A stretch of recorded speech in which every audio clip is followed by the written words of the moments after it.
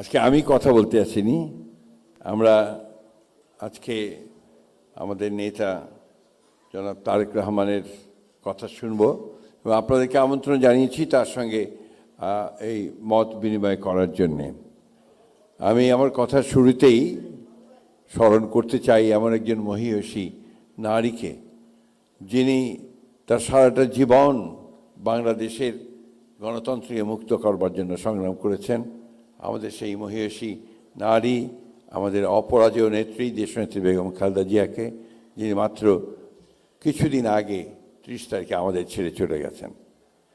আমরা আজকে স্মরণ করব আমাদের সেই সব বীর শহীদদের, যারা আমাদেরকে একটা স্বাধীন দেশ এনে দিয়েছেন, 1971 সালের বীর মুক্তিযোদ্ধাদের। আমরা আজকে স্মরণ করব আমাদের সেই সব ছেলেদের, মেয়েদের, শিশুদের, যারা 2024 সালে আমাদেরকে একটা গণতান্ত্রিক বাংলাদেশ নির্মাণ করবার একটা অভূতপূর্ব সুযোগ এনে দিয়েছেন। তাদেরকে আমরা শ্রদ্ধা ভরে স্মরণ করতে চাই। আজকে একটা বেশ কঠিন সময়ে আমাদের নেতা জনাব তারেক রহমান বিদেশ থেকে দেশে এসেছেন।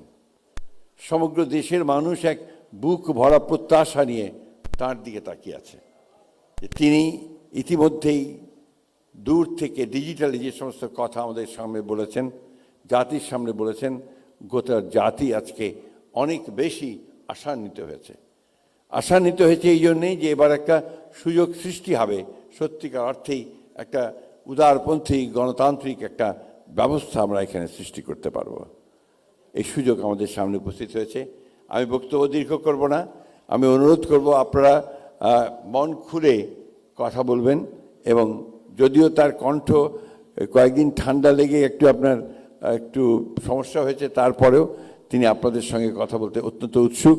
তিনিই আমাকে বলেছিলেন যে আমি দীর্ঘদিন দেশে ছিলাম না, আমি একটু এই গণমাধ্যমের যারা আছেন তাদের সঙ্গে একটু কথা বলতে চাই। আজকে সেই সুযোগ আমাদের সামনে এসেছে, আমরা তাকেই সেই সুযোগটা দেবো ইনশাআল্লাহ। আর আপনাদেরকে অনুরোধ করব, আপনারা যারা কথা বলবেন আপনার মন খুলে সংক্ষেপে কথা বলবেন। ধন্যবাদ। আসসালামু আলাইকুম।